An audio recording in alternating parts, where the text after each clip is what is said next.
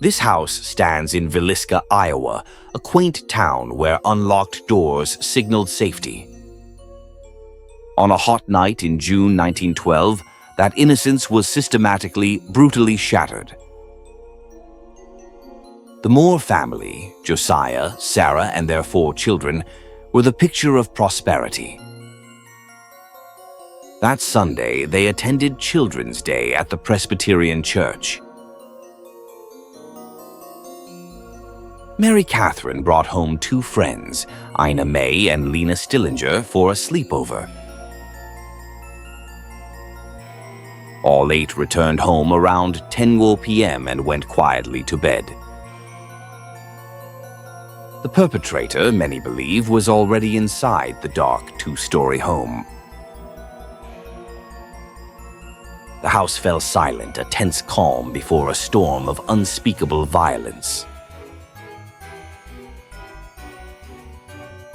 Sometime after midnight, the killer emerged, using an axe taken from the family's shed. The attack began upstairs in the master bedroom, targeting Josiah and Sarah first. The killer used the blunt side of the axe for most victims, ensuring a quick, soundless kill. Downstairs, 11-year-old Lena Stillinger showed signs of a brief, desperate struggle.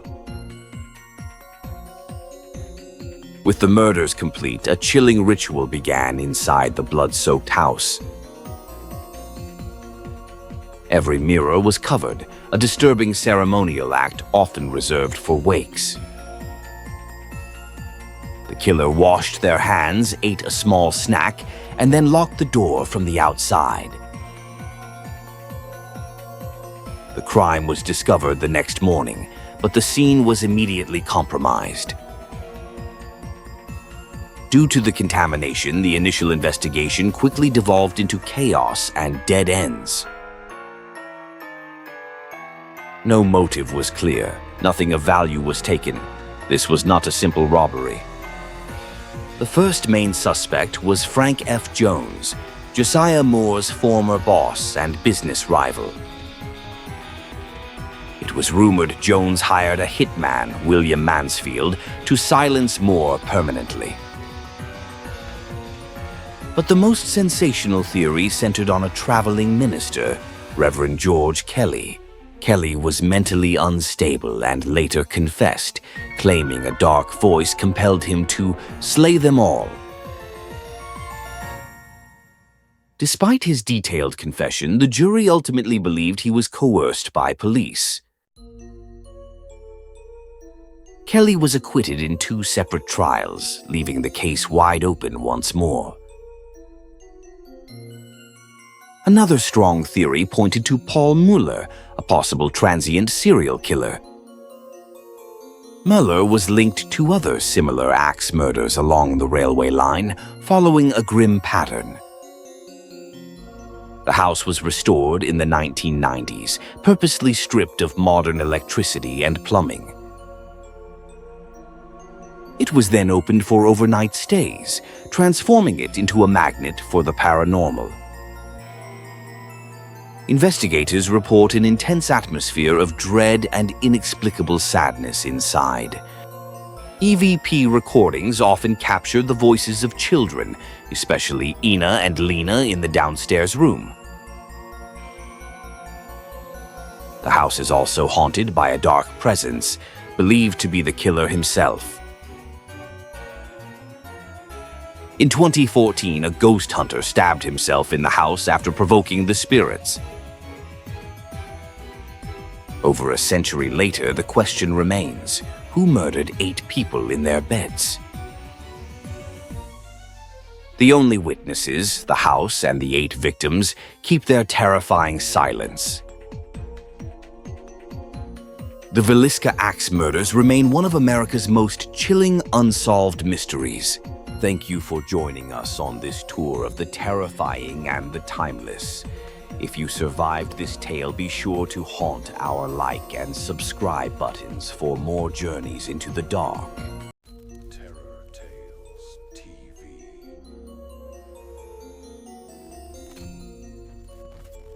Welcome, SCZ, to Terror Tales TV. Some buildings are just buildings. Others are monuments to human suffering, etched into stone and echoing with the cries of the tormented. This is the Trans-Allegheny Lunatic Asylum in Weston, West Virginia. A colossal Gothic fortress built with grand intentions, but destined to become a living hell for thousands. A place where sanity was lost, humanity forgotten, and where the spirits of the dead still scream their silent agony. This is its terrifying story. Conceived in the mid-19th century, the asylum was a pioneering vision. Designed by architect Richard Andrews, its majestic Gothic revival style was meant to inspire hope, not dread. Construction began in 1858, a monumental undertaking that continued even through the Civil War, using convict and slave labor. It officially opened in 1864, a beacon of progress. Its original mission was noble, a therapeutic environment following the Kirkbride Plan, where light, fresh air, and moral treatment would gently guide the mentally ill back to wellness. But grand intentions soon crumbled under harsh realities. Designed for 250 patients, its population exploded. By the 1930s, over 2,400 souls were crammed into its vast halls. Overpopulation, understaffing, and underfunding created a terrifying descent into chaos. The promise of care became a sentence of unimaginable torment. As the 20th century dawned, the asylum's methods grew increasingly brutal. The therapeutic ideal was replaced by barbaric practices designed for control, not cure. Lobotomies, electroshock therapy, and crude hydrotherapy became commonplace. Patients were isolated, often restrained for weeks or months, subjected to treatments we now consider medieval torture. Many patients were simply deemed undesirable by society. Orphans, women suffering from postpartum depression, the elderly, even individuals with developmental disabilities. They were thrown into this pit. Death was a constant companion. From disease to accidents to outright neglect, thousands perished within these walls. Their anguish permeated every stone, every brick. The sheer volume of misery here created a powerful psychic imprint, a darkness that refused to dissipate even after the living left. One of the most active and oppressive areas is the Civil War section, originally used as a munitions depot. The energy here feels different, more raw, more violent. It housed mentally ill Civil War soldiers, many suffering from what we now call PTSD.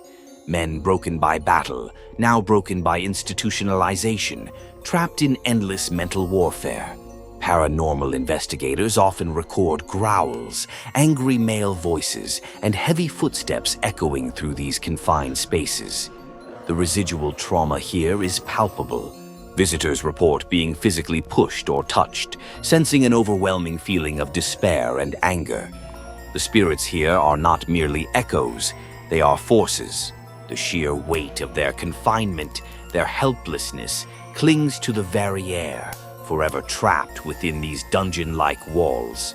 Perhaps the most heartbreaking section is the children's ward. Innocence corrupted, lives barely begun, extinguished within these unforgiving walls. Children were admitted for everything from epilepsy to stubbornness. Many died here, alone, far from any comfort. Today, it's a playground for the dead. Visitors report dolls moving on their own, the sound of phantom giggling and objects being thrown by unseen hands. One of the most active spirits is believed to be Lily, a little girl who died in the asylum. She is said to be playful, but can also... The sheer innocence of these young victims makes their eternal confinement here all the more agonizing. They simply wanted to play. Wards hold a different yet equally profound despair. Women confined for social nonconformity, their identities stripped away. The female wards hold a different yet equally profound despair.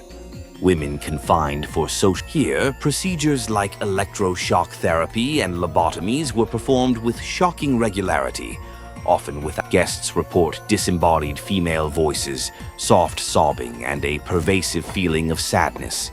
It's the energy of shattered spirits, forever confused, forever lost. The specter of Rebecca, a nurse who allegedly still tends to her patients, is also a common sighting, her presence often accompanied by a sudden drop in temperature. The sheer psychological trauma inflicted upon these women created an enduring psychic scar on the very fabric of the building, a permanent echo of their torment. The asylum finally closed its doors in 1994, a century and a half after its hopeful beginning. But the abandonment did not bring peace. Instead, the building's isolation seemed to amplify the existing paranormal activity, making it a mecca for ghost hunters worldwide. Countless voices, interactions, and full-bodied apparitions have been documented. This isn't just residual energy. The Trans-Allegheny Lunatic Asylum stands as a chilling reminder of a darker age of mental health treatment, a place where the suffering never truly ended. Thousands perished here, thousands were forgotten, and their eternal agony echoes through this stone fortress, a perpetual symphony of despair. Did the screams of the Trans-Allegheny Lunatic Asylum send a chill down your spine? Which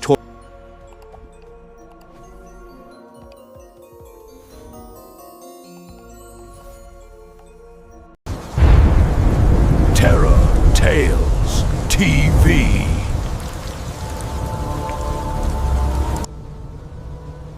This is a place where the veil between worlds has been ripped apart. Bachelor's Grove holds the agony of the permanently lost. Over 100 documented spirits call this small Chicago cemetery home. For generations, this ground has been tormented by neglect and violence. This stagnant water conceals secrets far colder than death itself. It began with settlers, then tragedy, then the haunting began. Many report seeing strange lights leading visitors deeper into the darkness. No fence can hold back the tormented souls that wander here. Our most famous phantom is known as the Madonna of Bachelor's Grove. She is often seen sitting patiently upon this broken monument. She is the White Lady, doomed to search these grounds eternally. Visitors leave toys for the lost who died alone here. Get out! Audio evidence often captures a faint woman's sobbing.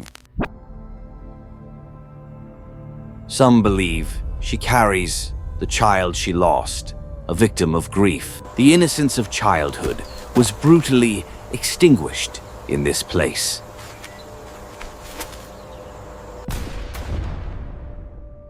She only appears to those who mourn, but quickly disappears.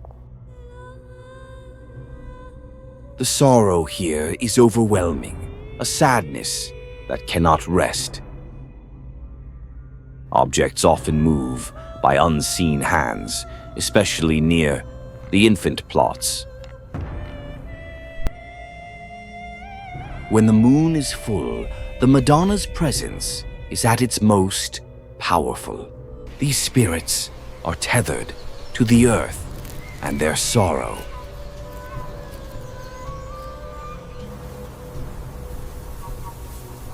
The wind here carries the whispers of their unending agony. We can only guess at the lives these ghosts lived and lost. The environment itself seems to weep for its tormented residents. It is a constant reminder of loss and unending pain.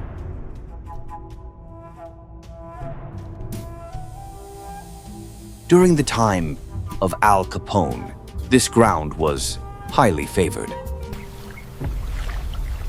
The quarry pond became a site where mafia victims were disposed of. Phantom gangsters are still seen guarding their watery grave. Reports of vandalism and even grave tampering continue today. The police are frequent visitors here, drawn by the crime and the claims. Phantom vehicles appear on the paths only to vanish without a sound. Disturbing rituals have been held here, leaving a mark of pure evil. The red light often signals a more menacing male presence.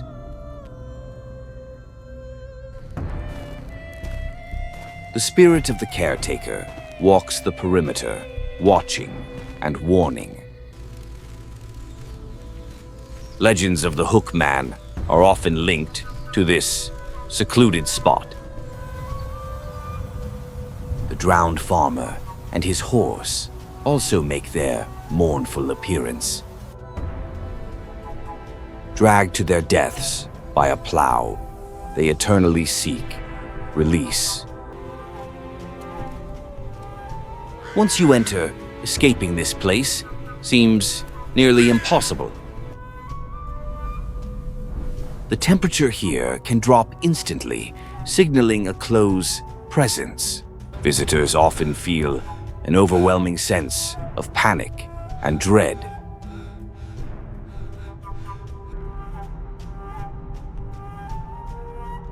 One of the strangest phenomena is the Phantom House.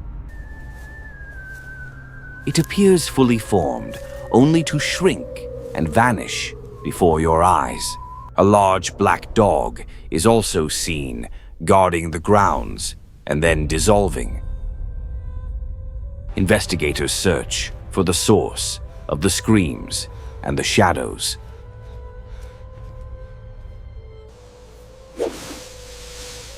The spirits here are not residual, they are intelligent and aggressive. Countless EVP voices have been captured, confirming their tragic confinement.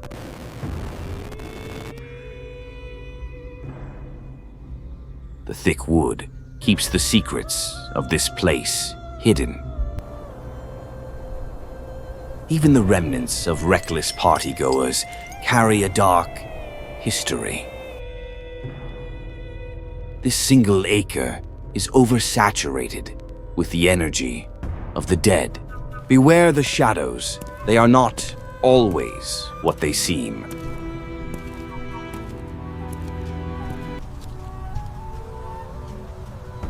Every headstone then tells a story of a life abruptly ended. The darkness here is permanent, a reminder of eternal sorrow.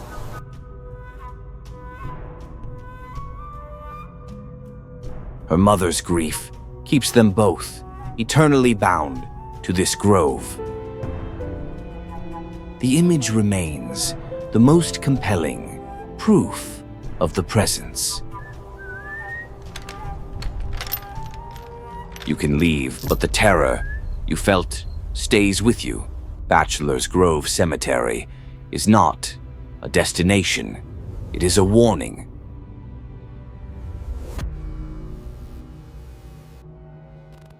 The dead here do not rest. They wait and they watch.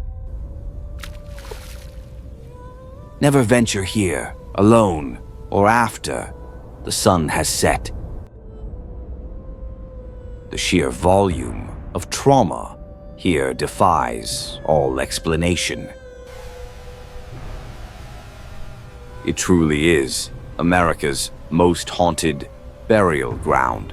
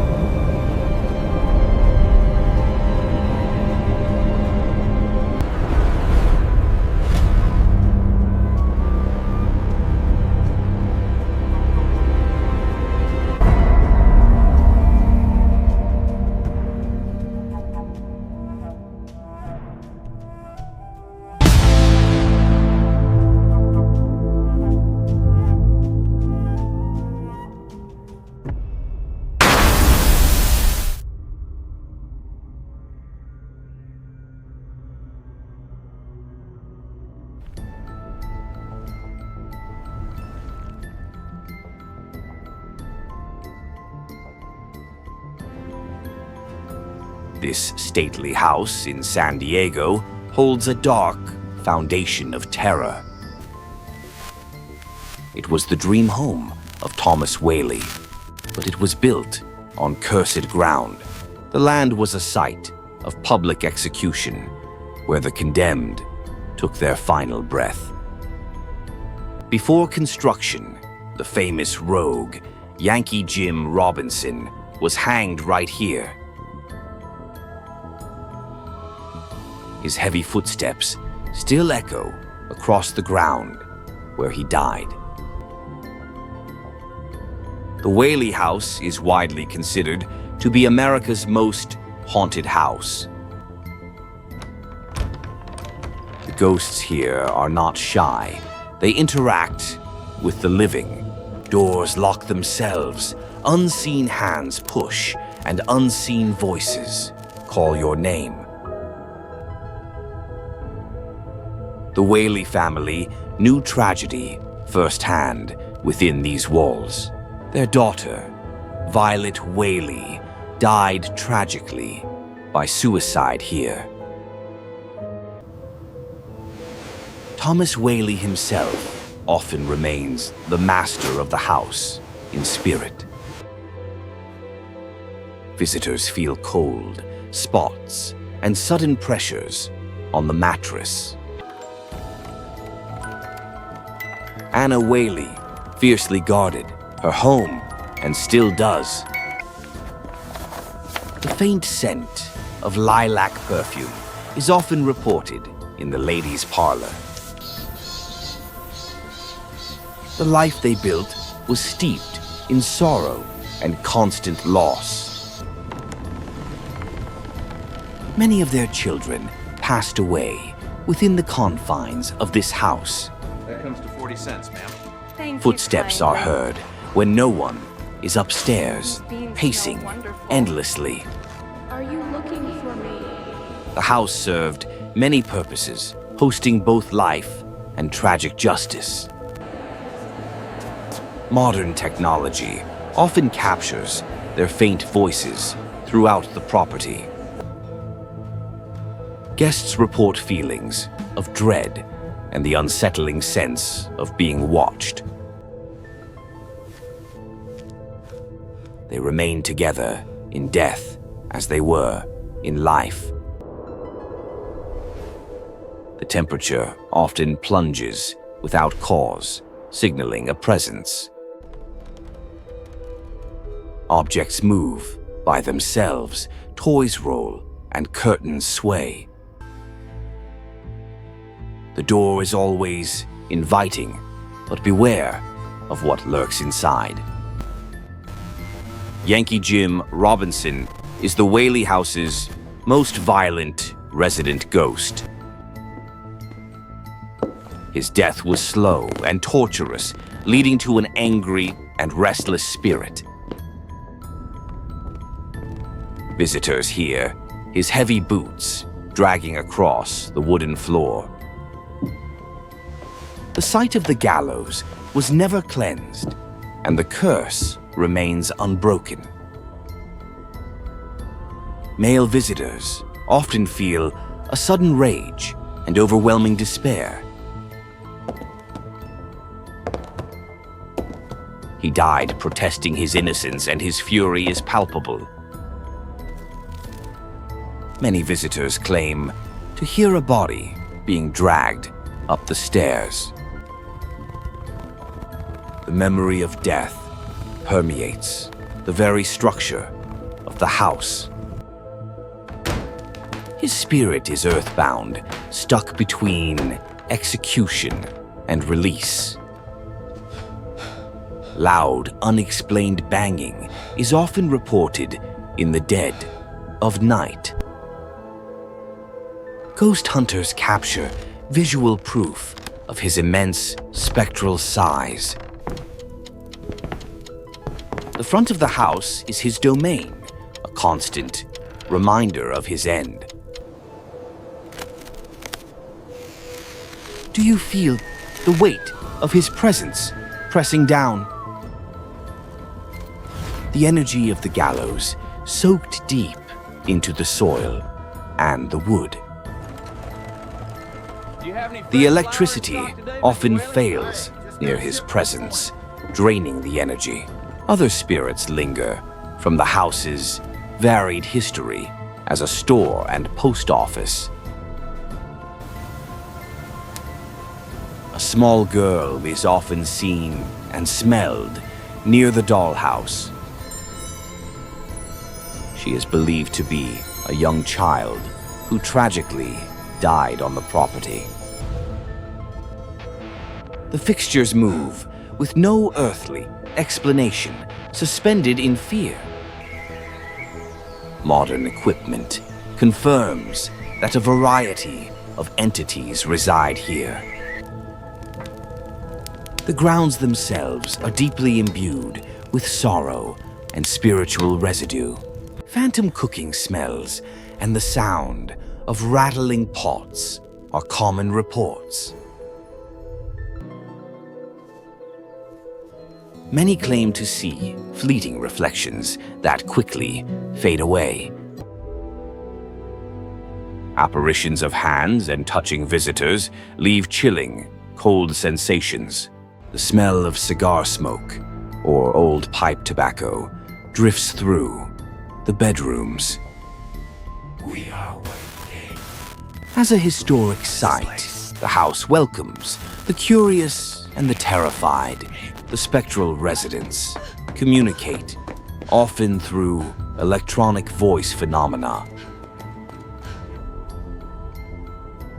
Some experiences are so intense that guests flee the house. Those who enter often bring their own defenses against the dark. The porch is where the Whaley family tried to find peace and solace. The house is a beacon, drawing every lost soul and tragic memory. The energy of the gallows, the suicides, the children, all remain.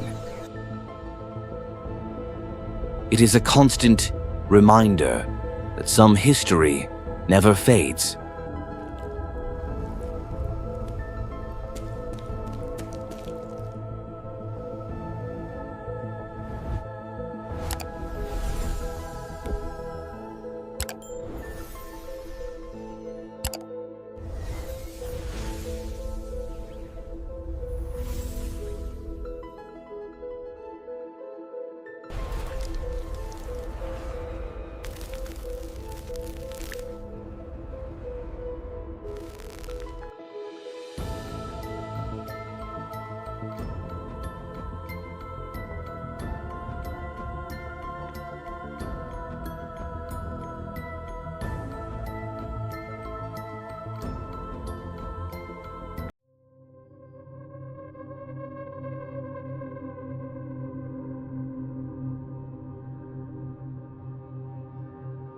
The name Salem echoes through history, a testament to fear and hysteria.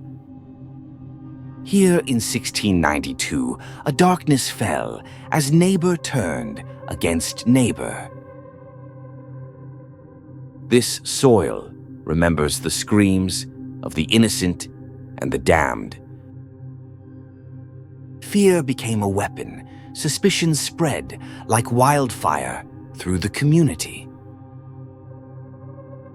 Hundreds were accused, many were imprisoned, facing charges of witchcraft. This memorial stands as a stark reminder of ultimate injustice. Each bench, etched with a name, represents a life cruelly extinguished. The spirits of the accused are said to wander these hallowed and haunted grounds. It began with young girls claiming affliction by spectral and unseen forces. The court accepted spectral evidence, baseless accusations from troubled minds. The accused faced intense interrogation in dark and unforgiving rooms. These cells held the terrified, awaiting a verdict that meant their end. Many died in prison before even facing the accusations that bound them. The paranoia spread from house to house, tearing apart the very fabric of society. The only remaining structure directly tied to the trials stands silent witness. Here, magistrates questioned tormented souls, deciding their horrific fate. Religious fervor fueled the madness, condemning difference as pure evil. Public spectacle and gossip sealed the doom of the innocent. In the darkness, fear took hold, extinguishing reason and human compassion. Records remain, detailing the horror, a chilling testament to human cruelty. The very name of this infamous town still evokes a shiver of dread. The streets themselves soaked up the fear, a tangible sense of lingering torment. Visitors often feel sudden cold spots, a touch from the spectral past. The weight of history is immense here, a sorrow that never truly fades. The condemned were led to Gallows Hill to meet their unjust, brutal end. 19 souls were hanged here, their final words forever lost to the wind. Their spirits are said to remain bound to the very spot of their last breath. The ground here accepted their bodies, but perhaps not their souls. Giles Corey refused to plead, suffering a horrific death by pressing. His stubborn defiance challenged the court and secured his brutal legacy. Many victims' bodies were denied proper burial, left in unmarked graves. Ghostly hands reach from beyond the cold stone, seeking justice. The memorial offers a space for peace, but the anguish still permeates. Rebecca Nurse, a revered elder, died protesting her innocence.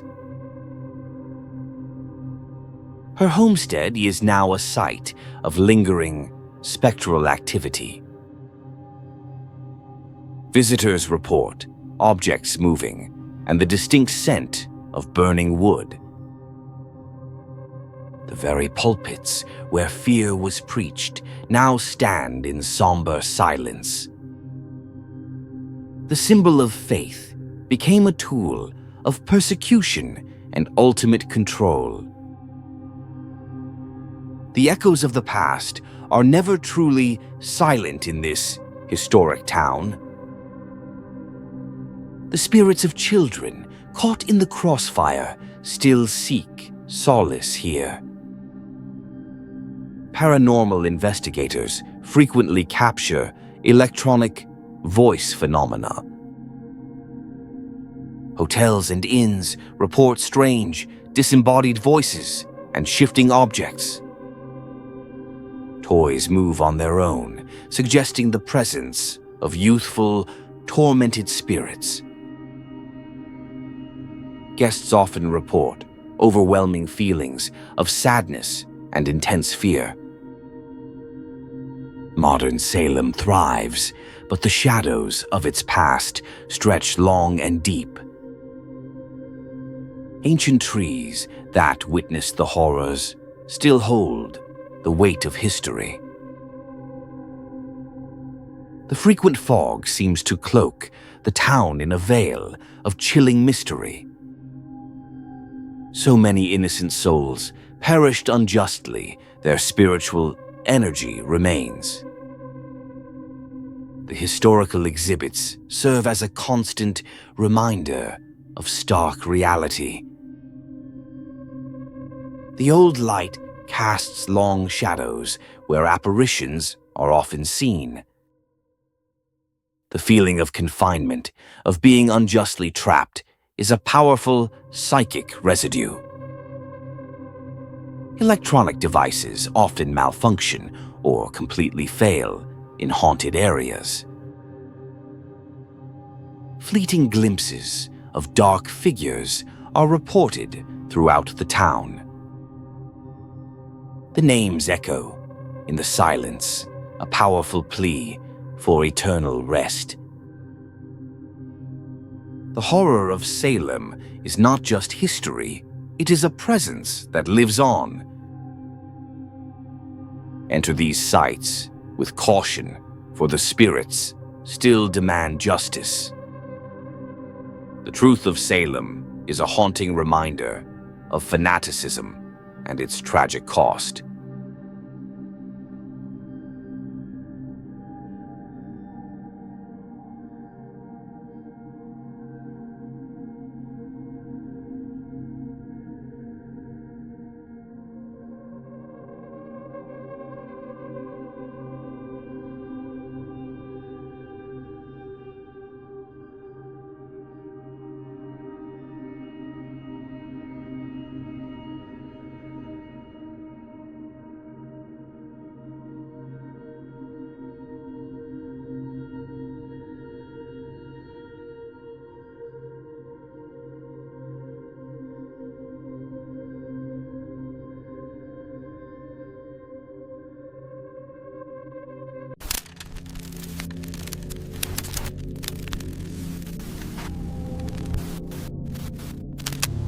In Southington, Connecticut, stood a house, a dream for some, a nightmare for the Snedeker family.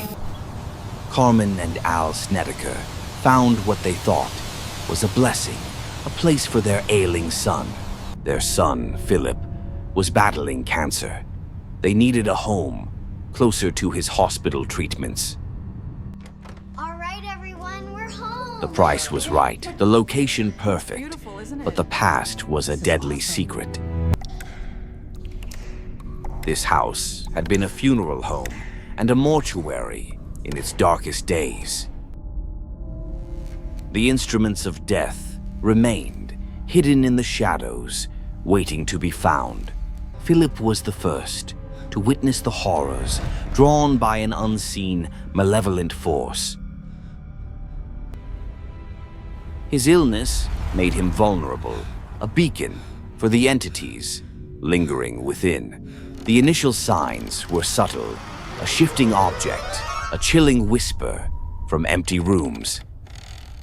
Soon, the activity escalated. A playful nudge turned violent, a whisper to a scream. The children were not safe. The presence targeted the innocent, preying on fear. Philip's room became a stage for the unspeakable, the most depraved acts. He saw figures performing vile acts, spectral necrophiliacs, tormenting his sight. The physical assaults began, unseen hands leaving their mark on his fragile skin. The entity reveled in the darkness, thriving on fear, growing stronger with every beat. The mother heard the cries of her son, but could not comprehend the horror. The mortuary's past bled into the present, a stain of death and desecration. The entities were bound to the house, unwilling to share their domain. His words were desperate, but the adults struggled to believe the unthinkable. The torment spread. No one was safe. The sanctity of privacy was shattered. The reflections showed their tormentors, mocking them from another dimension. The father also felt the presence, a cold dread, that refused to dissipate. The house was alive, a monstrous entity, expressing its rage, its disgust. Faith was challenged, symbols of hope twisted into mockery by the evil within. The boy weakened, his spirit frayed, his mind a battlefield for dark forces. The entities grew bold, their physical forms more defined, more menacing. The walls themselves became alive, projecting visions of pure terror. She finally broke, witnessing the horror that plagued her son, her family. The entire home was now a beacon for the unholy, a constant struggle. Desperate, they called the famed investigators, Ed and Lorraine Warren. The demons resisted, their presence so strong, it drained power from devices. The Warrens confirmed this was not a haunting, but an infestation, a demonic oppression. Philip was suffering from demonic oppression, his mind a battleground. The entities sought full possession to control his body, his very soul. Ed began the rites, invoking the sacred to drive out the unholy invaders. The house convulsed, resisting the light, fighting to retain its dark occupants. The demon fought back through Philip, a puppet of malevolent will. Every object became a weapon, every sound a taunt. The mother's faith was her last bastion against the despair, the absolute terror. They uncovered the truth, the mortician, a dark figure who sexually assaulted corpses. The house was imbued with his depravity, a magnet for similar evils. The cleansing intensified, pushing back the encroaching shadows, inch by agonizing inch. The grip loosened, the oppression receded, but the scars remained. The family left, forever changed by the horrors they endured. The house stood silent, waiting for its next victims, its next feast. The Snedeker family's story spread far and wide, a chilling American legend. Philip never fully recovered the trauma, an eternal companion, a permanent shadow.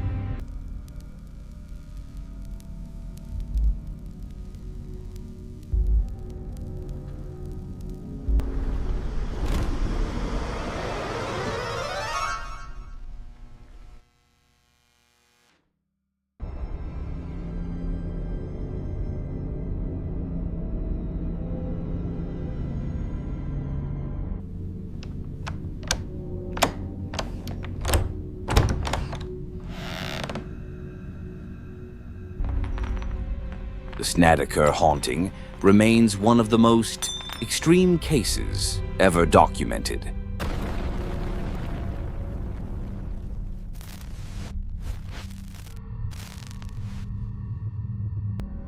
What horrors truly lurk behind closed doors? If this true story chilled you, there is a world of terror waiting for you. We delve into the shadows, the places others fear to tread every week. Subscribe to Terror Tales TV and unlock the darkest secrets of our world.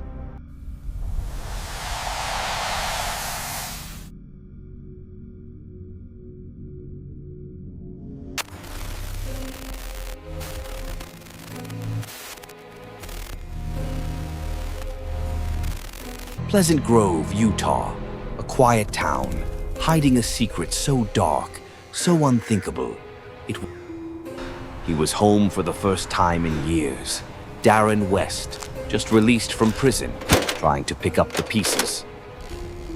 His first task, cleaning the garage, a seemingly mundane chore that became the moment. In the corner, a simple fruit box, sealed with desperation, concealed with pure malice. A strange stench, a gut feeling, a horrific curiosity drove him to peel back the layers.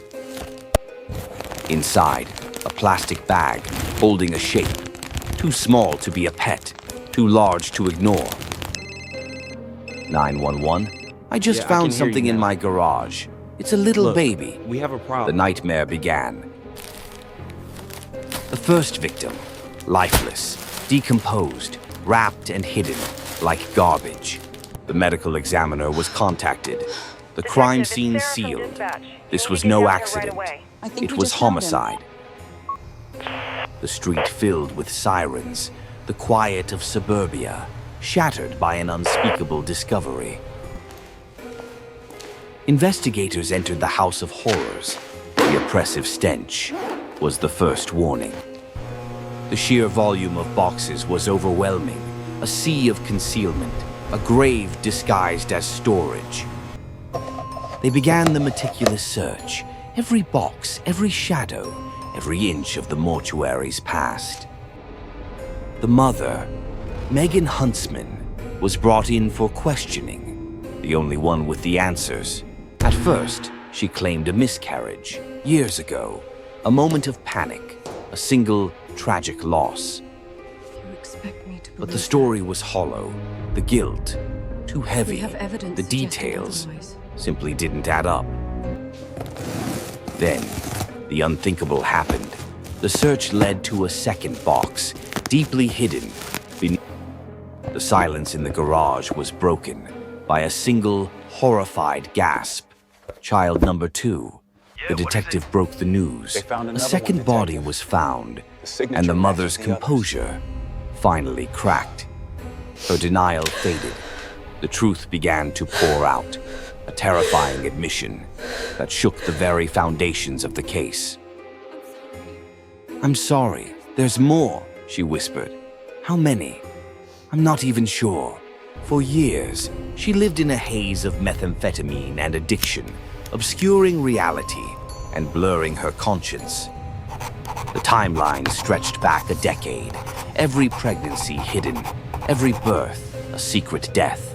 The officers found the third, tightly packed in a box, a strange, viscous liquid staining the cabinet. Child number 4, found under 2 blankets, 2 towels, an attempt to hide the horror with 4 lives, 4 separate containers lined up. A decade of terror, stored feet from the family's life. A decade of deception, living a lie with her living children while their siblings lay dead nearby. How did they die? The final damning question, did they die naturally or by her own hand? The confession came, a nod, the unimaginable truth. 6 of the 7 were murdered. I was so scared, so on drugs, I don't know. The excuses were meaningless, the crime absolute. The evidence grew, 5, 6, and finally, child number 7. The last life, wrapped in a sweater, a small, silent victim of a mother's horrific choice. The lab results were conclusive. Every single print belonged to Megan. The crime was hers alone. Darren's shock was genuine. The man who fathered them lived with the mother and knew nothing. The perfect suburban facade, concealing a chamber of death, a hidden legacy of unimaginable pain. 7 separate lives, 7 separate funerals denied, 7 secrets kept for nearly a decade. The neighborhood was stunned. How could a monster live so quietly amongst them? The house was abandoned, its its dark history exposed, the garage forever tainted by the horror. The verdict was reached: 6 counts of first-degree murder, the maximum sentence possible. The rest of her life would be spent in concrete walls, the price paid for her unspeakable crimes. But for the 7 victims, the closure was limited, their lives reduced to evidence in a dark box. The cabinet, the vinyl, the duct tape, the ordinary tools used for the most The case closed, but the horror lingers, a reminder of the darkness that can hide in plain sight. A horrifying American story, a mother's betrayal, an incomprehensible act that haunts the country. 7 lives taken, 10 years of secrets, 0 comprehensible motive. The house is just a structure. The evil was in the mind of the one who lived there.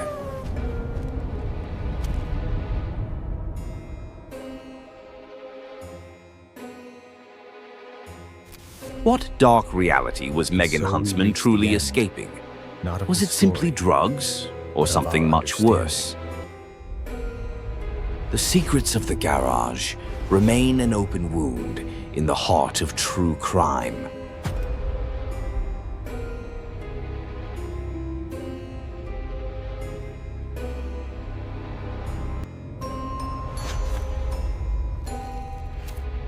If this true story shocked you,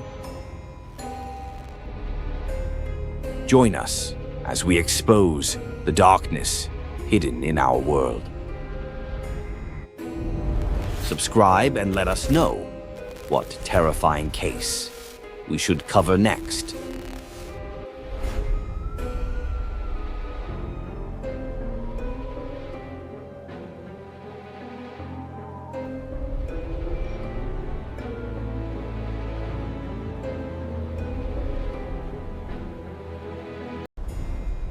The movies told you a story, but the true account of the Perron family is a nightmare. Rhode Island, 1971. Roger and Carolyn Perron. 200 acres of isolation, a dream property that held over 200 years of secrets and death. Before they even moved in, a warning: for the sake of your family, leave the lights on at night. The terror began subtly, strange noises, objects moving alone. But then came the benevolent ghosts, figures that appeared benign, almost like spirit babysitters.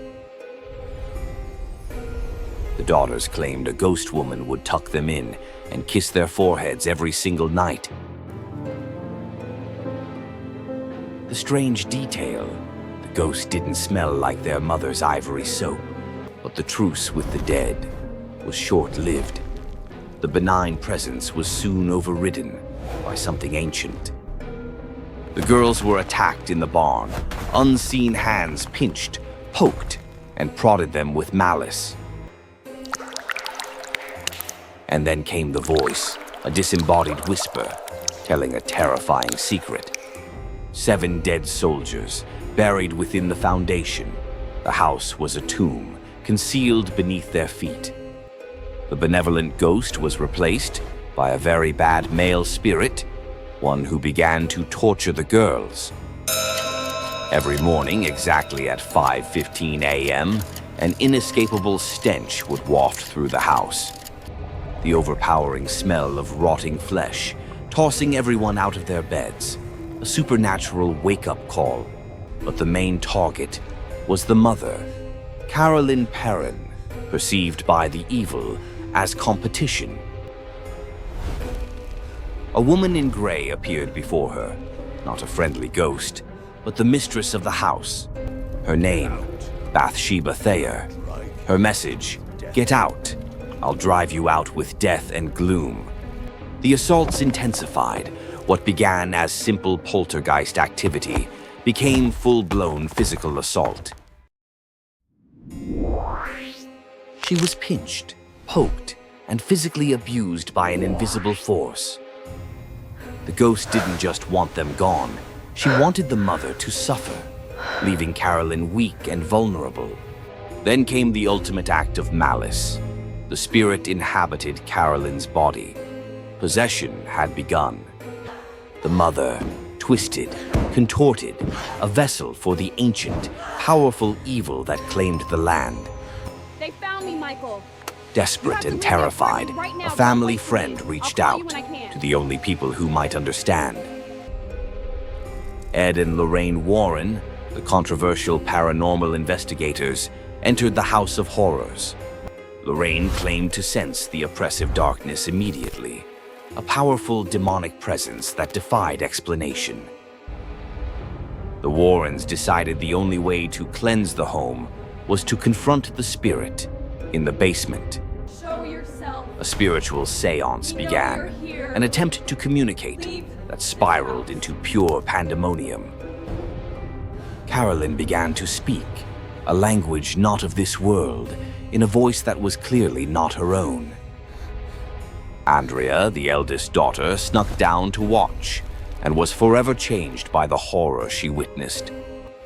Her mother's chair levitated, hovering in the darkness, before being violently thrown across the cold stone room. Lorraine Warren would later admit that what happened in that basement was one of the most disturbing events of her career. Andrea later confessed she could never look at her mother the same way again after seeing her eyes during the possession. Despite the escalating torment, the assaults, the possession, the family did not leave. The reason was simple and terrifyingly human. Money. The economy was crashing. Their 200-acre farm was their only asset. Leaving would mean being destitute. 8, 9, 10. The horror followed the children even into their games, a sinister game of hide and seek.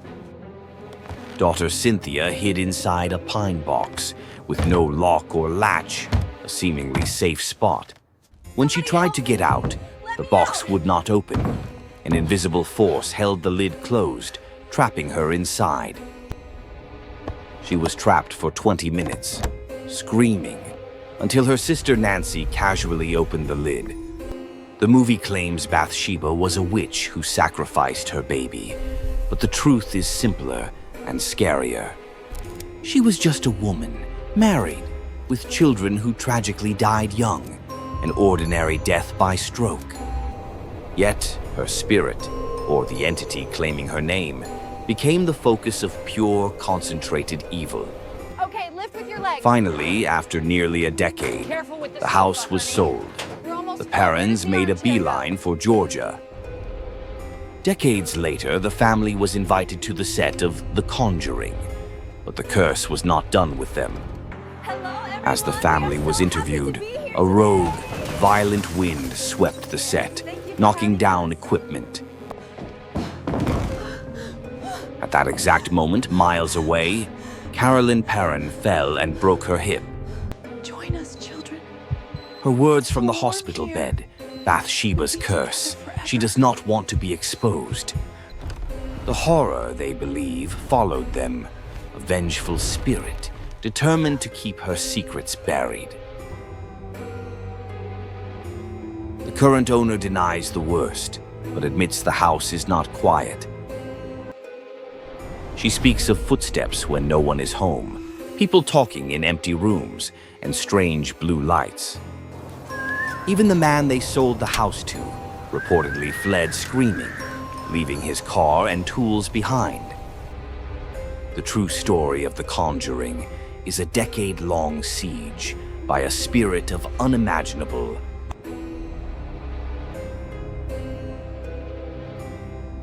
Do you believe? If this true story chilled you to the core, subscribe to Terror Tales TV and unlock the secrets others fear to tell.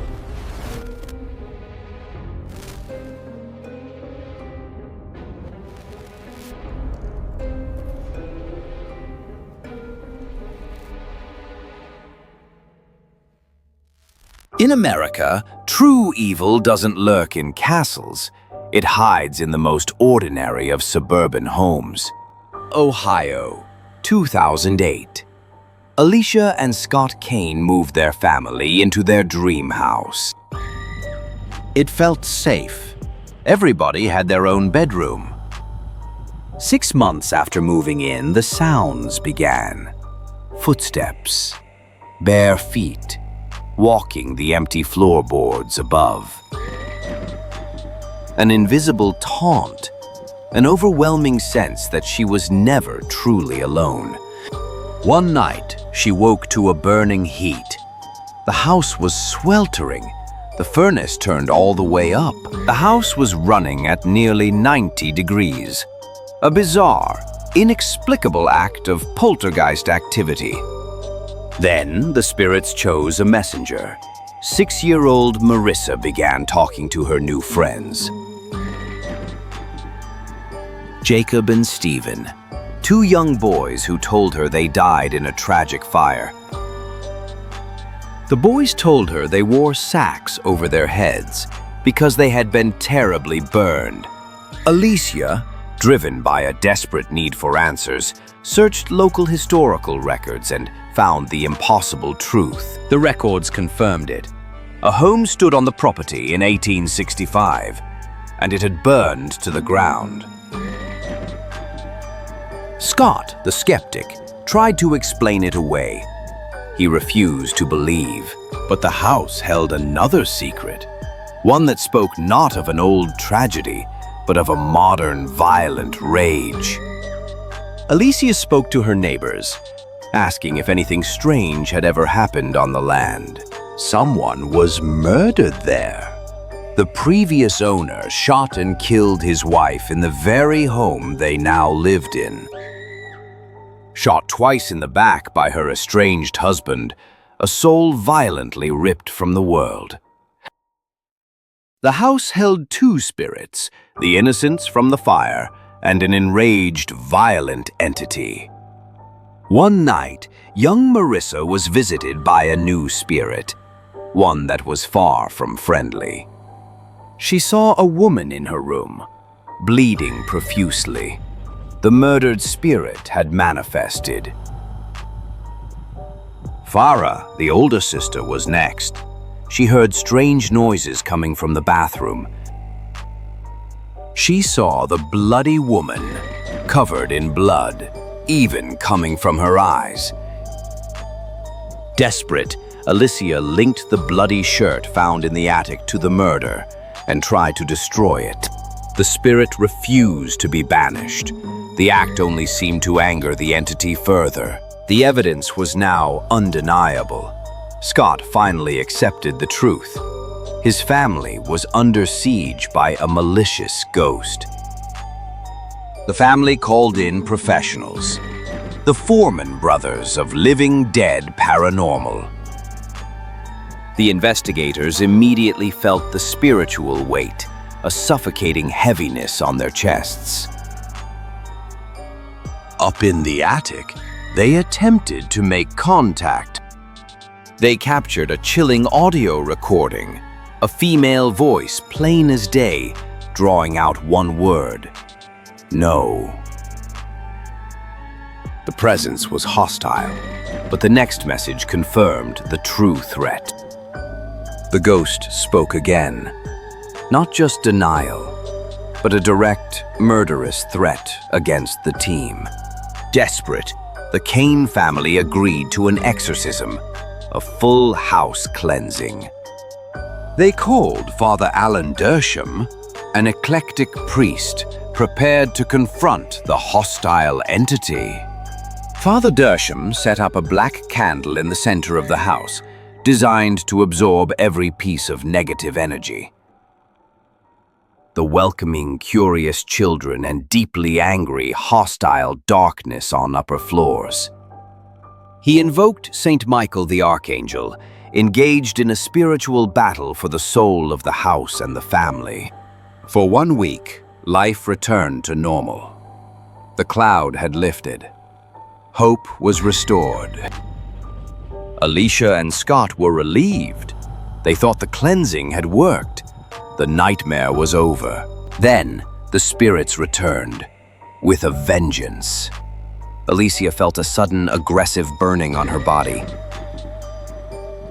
She looked down and saw a large trail of blood on the bathroom floor. Marissa was the next target. Alicia found her baby lying in a large, frightening puddle of blood. This was the last straw. The Kane family abandoned the bedrooms and began sleeping together in the living room. They were trapped, trying to survive, financially unable to sell a house tainted by murder and haunting. Scott was devastated. He felt like he had failed his family, unable to fight an enemy he couldn't see. The paranormal team was devastated. They had tried everything they knew and still failed to drive the entity out. They concluded the spirits may never be driven from the property. The house was a permanent spiritual prison. The Kane family finally saved enough money to leave, fleeing the horrors and never looking back. But they will be forever haunted, changed by the 2 years they spent in a house that sought their ruin. Alicia, who was once a skeptic, now has one message for the world. It's not fun and games. It's horrible. The truth of the Ohio haunting proves one thing. Some evil cannot be tamed.